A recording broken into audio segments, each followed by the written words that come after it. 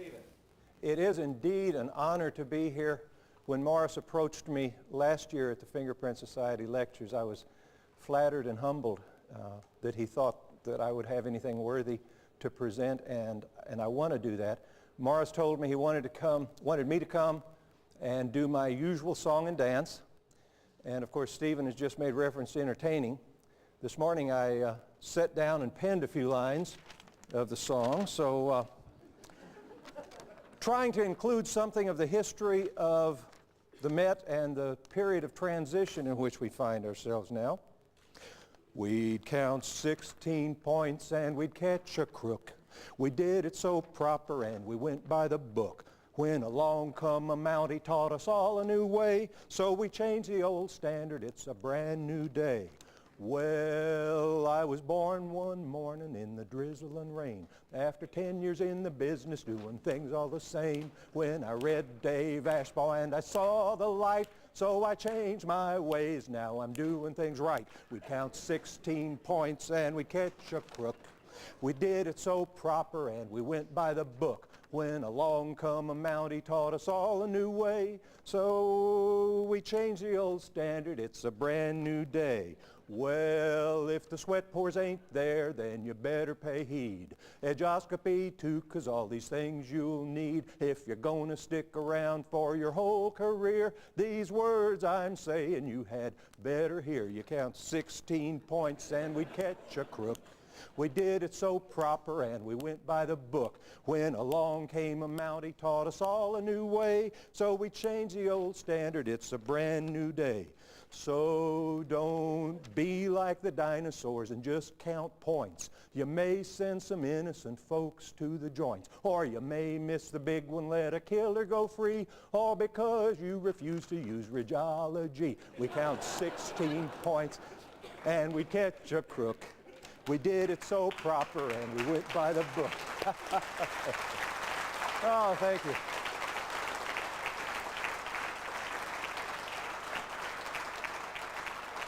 Yes, the old song and dance. I tell you, the theme of this conference has centered around history, but I believe the more important goals of the training sessions were announced even at the VIP reception on Tuesday evening. Sir John Stevens, Commissioner of the Metropolitan Police, referred to the practice of science in the fingerprint branch from the very first days. And then His Royal Highness, the Duke of Gloucester, referred to problem solving as one of our primary functions in the practice of fingerprints. And I want to address both of these topics. Science, because what we do is science. It's based on sound scientific principles and foundation. And in law enforcement, we're not here as advocates, especially in the field of science. We're not here as advocates for the prosecution. We're here as scientists to determine the correct scientific meaning of the evidence and present that to the court to help in making a correct decision and reaching a correct verdict. So, in that regard, I want to refer back to the scientific formula that David Ashbaugh presented this morning when he was talking. And if you'll recall that formula, the first step was the problem statement. The second was the formation of a hypothesis, and as David had it posted on his presentation, the counter-hypothesis. I think here in the UK you'd call that the anti-hypothesis, wouldn't you? Yes. Also, Dave, they don't talk about Galton details here. That's a North American term. They're points here. I learned that when I was teaching, and I talked about a Galton detail, and several of my students said, "What's that?" So learning the English language as opposed to the North American dialect has been a challenge. But the third step that David Ashbaugh talked about in the scientific process is observation and experimentation. And then the fourth is a conclusion. You're either out to prove the hypothesis or to prove the counter-hypothesis. And sometimes we get stuck in the middle ground and we can't prove either. So with that, I was retained by the prosecution in a high-profile murder case in Phoenix, Arizona, Maricopa County, Arizona, to deal with the possibility of fingerprint forgery. And that is to say that the real criminal had forged the fingerprints of an innocent person at the crime scene in order to confuse the police. The specific allegation being raised by the defendant was a rather bizarre claim. There were 18 different lifts, 18 marks from the scene of the crime, lifted by 3 different SOCOs using different methods, all 18 of which were identified to the suspect in this murder case. If I can have the first slide, please.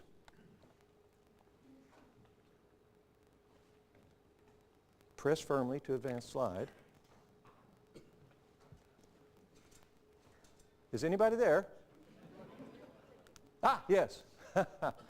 The murder occurred in the mid-1980s. The murder victim was a woman, a very wealthy socialite, a widow. She was found brutally murdered in her home. The defendant, he was arrested 10 years later. This one is an unsolved murder, a cold case investigation. But an informant provided a suspect's name 10 years later. And because of all of the fingerprint evidence that was obtained at the scene of the crime, that became the main issue in the case. Yes, there we go. Okay. The defendant was going to propose that during his younger days, when he was mixed up in the cocaine scene, he had been kidnapped by 2 cocaine dealers who had taken him to an orthotics laboratory and had cast his hands and made cosmetic gloves with his fingerprints. And that these 2 cocaine dealers were now on a crime spree around the U.S., committing crimes and planting his fingerprints. Now, as bizarre as that sounds, I don't need to tell you that if the defense proposes an outlandish situation and the prosecution fails to address it, what's the jury going to do? They're likely to believe it. So the prosecutor retained me to examine these 18 lifts to determine whether or not they could have been made by gloves or were made by fingers. Now, in that regard then, our problem, or the problem statement, the question that we were asking in this scientific analysis examination was, are these glove prints or are they skin prints? So there's our hypothesis and our counter-hypothesis. We can say that the hypothesis in this case is that we're looking at skin prints, and the counter-hypothesis would be glove prints. I began my examination with a microscopic study of each of the 18 lifts. And when I say study, I spent probably close to an hour with a 25-power stereo microscope looking at each of the 18 prints. The protocol that I used, I had spent 2 weeks designing. I'd taken some glove prints, I'd looked at them, I had compared them to real prints before I ever looked at the evidence prints in this case, and I'd come up with a protocol virtually identical to the protocol that the Metropolitan Police are using today. And if you've seen the Metropolitan Police exhibit in the exhibit hall, you've seen the 2 charted prints with the ridges traced in red and the features circled and marked out in both of them. And below that, the report lists the protocol that was used for that examination. Substrate, matrix, deposition, development medium, pressure, clarity, problematics, ridge paths, and furrows.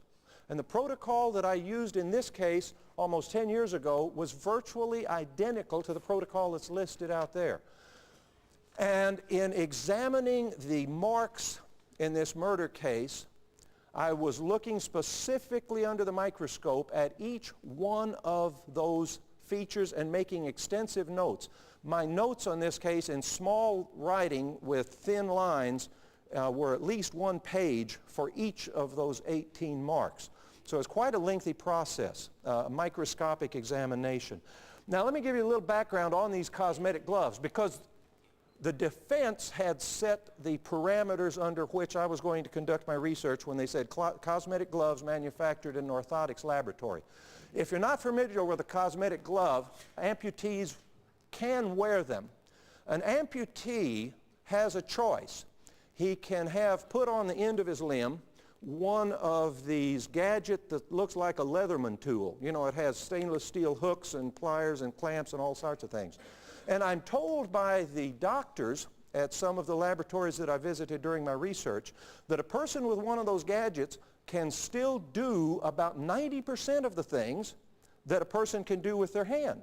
They don't really lose much in the performance of various job functions with one of those stainless steel tools. However,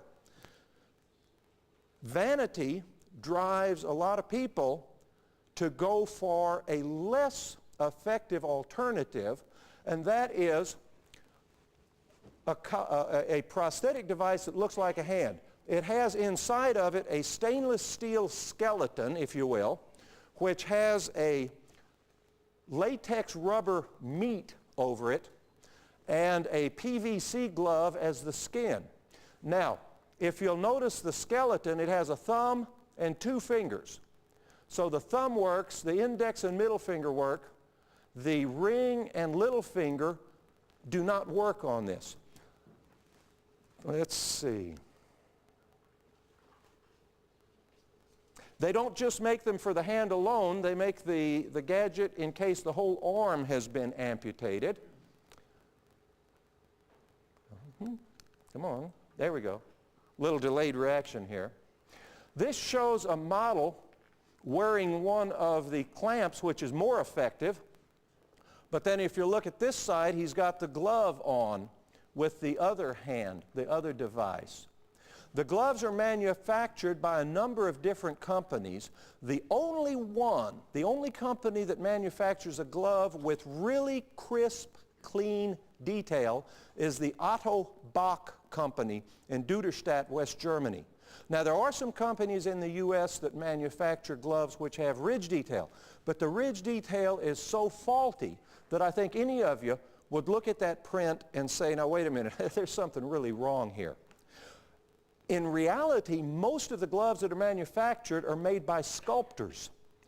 The amputee goes into the company and a sculptor takes the remaining hand and sculpts it in reverse. And that's used then as the mold, or that's used to prepare the mold from which the glove is made for the new hand so that it matches perfectly. The Otto Bach company manufactures gloves in 5 different sizes for men and 5 different sizes for women, 18 different skin tones, and they can come to a pretty close match. An Otto Bach glove, which is the darker one here, costs about $800 US off the shelf. A custom-made glove can run you up to $10,000 US per glove. But the custom-made gloves can include real fingernails, maybe I should say synthetic fingernails, but they will even take hair and implant the hair in follicles in the glove to match the existing hand on the person. Those have absolutely no ridge detail, however, because the hand is held in a position where only the back of it shows. The other gloves I've got here were made by a company called the Realistic Company in the U.S. Very inferior ridge detail on those gloves. And when I talked to the Realistic Company, I asked them when was the last time they had made new molds for their company, and they said over 40 years ago. So at that time, if we were going to believe that the defendant had had his hands cast in the U.S., he would have had to have been a full-grown adult in excess of 40 years ago in order to have had the molds made with the ridge detail on his hands. And since the guy wasn't quite 30 years old at the time, he hardly fit in that. And I doubt that he was kidnapped and taken to Duderstadt to have his hands cast. But we still had to live with that issue. Now, the ridge detail on an Otto Bach glove is beautiful, down to level 3, down to sweat pores, down to incipient ridges. Everything on the Otto Bach glove is just absolutely gorgeous. The technique used by the SACOs at the Phoenix Police Department was outstanding, especially the prints lifted by one of the SACOs, Mark Hatcher. Mark had a surface, the kitchen countertop. I'll give you a little bit of history about the murder. The killer entered through the backyard of the house, pried the putty out of the frame of the window and removed the glass unchipped, crawled in through the window and across a tile countertop and left beautiful prints. The tile was impeccably clean. Mark Hatcher, the SACO, used McDonnell's brand of mag powder, which is probably the finest mag powder available. He used wonderful technique, cleaned the surface of all excess residue before he took his lifts.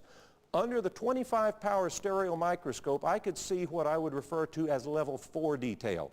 That is, the shapes of the individual skin cells along the edges of the ridges and in the pore structure. And in my experimentation with the rubber gloves, or the PVC gloves, it's utterly impossible to reproduce that kind of detail. But it showed up in lift after lift after lift. As part of the experimentation for this case, I actually had this glove put on my hand. Now that's no easy feat because this is not latex. It's polyvinyl chloride and it doesn't stretch. It's not very elastic. If you'll notice also, the thumb comes out of the middle of the palm. Remember, this fits over what is basically nothing but a pair of pliers that open and close. So it's not an opposable thumb like you have. In order to put this on, we had to heat it to a very uncomfortably warm temperature and then use a tremendous amount of talcum powder to get it down over my hand. And as soon as the PVC cooled, it pulled my hand into the shape of this glove. I wore it for a day. And I could drive my automobile. I could shift. It's a manual shift. I had great difficulty tuning the radio. I could not use a fork or a knife because there was no dexterity, no friction to hold on to the things with. Opening a can of Coca-Cola was utterly impossible with this glove on. So I not only did a microscopic examination, but I did some macroscopic experimenting, if you will. Now, on the tile countertop, the hand was wide open, the way it would be if you were crawling on a flat surface. Utterly impossible with this glove. The fingers were extended straight, but because of the manufacture of these gloves, you cannot extend your fingers straight. In other words, there were numerous problems, both from the microscopic level and from the macroscopic level. This is one of the lifts. This is the left palm print of the suspect. And let me move through these pretty fast because I promised that I'd try to make up for some lost time. Here's another left palm area. Let's get to what I'm looking for. Okay, here's one with 3 simultaneous impressions that are widely splayed. It is utterly impossible to splay your fingers with that glove on. The glove pulls your fingers together and keeps them together. It would have been impossible for a person wearing a glove like this to have left the splayed fingers. Here is a lift from the side of the window pane, and in my opinion, having worn that glove, it would have been utterly impossible for a person wearing these gloves to remove the putty and remove the window pane unbroken. But what we see here is the left index, middle ring, and little fingers with equal pressure on them. This rules out the possibility of an amputee having done this because you remember the only fingers used in that device are the thumb, index, and middle fingers. Here is the interdigital area of the right palm extending up into the proximal phalange and the medial phalange. And with the curved fingers on this glove, you could not have put your hand down and had equal pressure on those phalanges. Here's another one, the right palm, a different mark with the interdigital area, that is the delta just below the right index finger. The medial phalange, proximal phalange, medial phalange, distal phalange. The creases are all here. The pressure is exactly right for a normal finger, utterly impossible for this glove. This was an interesting print because on the witness stand I testified that you couldn't straighten your finger. The defense attorney approached me with the glove. I was under cross-examination for a day and a half in this case. The defense attorney approached me with the glove and said, Mr. Wertheim, if I have the glove off, I can straighten the finger and press it down and leave a mark like this. And I said, no, sir, because the glove is hollow. And while you can straighten it and press it down flat, you'd leave a mark almost an inch wide. And so the defense attorney says, oh, well, I can straighten it and press it flat and then roll the finger up like this. And now I can leave a mark that's skinny like that one. And I said, counselor, you're stretching things. And he was so absorbed in the glove, he said, you mean stretching the rubber? And I turned to the jury and I said, no, stretching credibility. We had a wonderful time in that case, but it was a lengthy examination using a protocol, using the scientific formula that David Ashbaugh put up there, your problem statement, hypothesis and counter-hypothesis with an attempt to prove one or prove the other, followed by extensive observation, experimentation to reach a conclusion. I charted all of the marks, and let's see where these charts are. I charted all of the marks on the fingers. Unfortunately, the slides don't go all the way. I was so relieved when Richard Neve got up here earlier in the week and apologized for being an old fart with old technology, because I thought, I'm not alone. I too brought slides. Yeah. I had charted all of the area's impression and testified to my opinion, having worn one of these gloves, that it's impossible to leave areas of mark. This was lift number 9, this was lift number 16, lift number 49, lift number 13. It was impossible to leave the shapes on a flat surface the way those were. I went back and looked for earlier literature on prosthetic gloves. There was a major presentation at the conference of the IAI in 1949 outlining the difference between prosthetic glove prints and real fingerprints, and even showing in demonstration some of the differences, both microscopic and in general appearance. I found an article in 1944 in Fingerprint and Identification magazine dealing with cosmetic gloves and how to distinguish between these prints.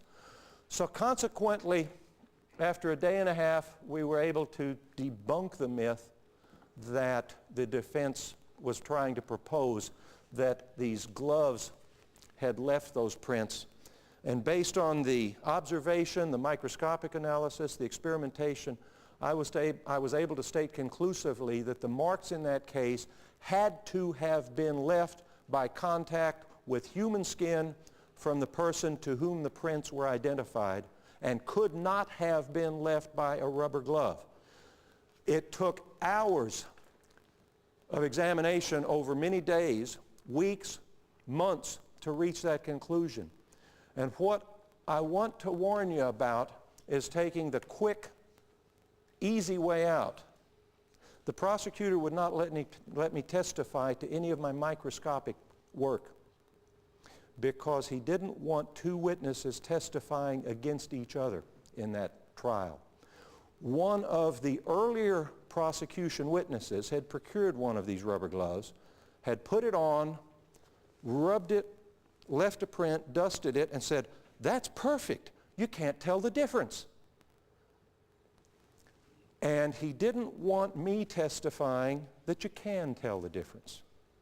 So consequently, a 5-minute act by another person wiped out several days' worth of microscopic examination and research. A scientific analysis begins with an examination of the unknown. And in this case, the unknown was the latent print. The question had to do with the latent prints, the 18. Could they have been left by skin, or could they have been left by a rubber glove? And so a correct scientific examination necessarily would have had to focus on those unknown prints. And what this other person did was take a print from the rubber glove, without even looking at the unknown prints. So the scientific process works. What we do is science. What we do is problem solving. And more than ever now, in the U.S. because of Daubert, here in the U.K. because of the changeover away from the 16-point standard, we need to begin acting more like scientists, learning the scientific process and practicing it conscientiously in order to form correct scientific conclusions. At any rate, I think, I'll put my last slide up there. I taught, I used the Otto Bach brochures and material too. I got in touch with a company in Duderstadt, and I owe them quite a bit of thanks for the information that they were able to provide me. Some of you, I had to throw this last slide in just for some of you that have been in my course and practiced my exercises and had me crack the whip over you, especially since Stephen Meager now I guess has labeled me for life as a cowboy. At any rate, this is courtesy of the NYPD folks when I taught there.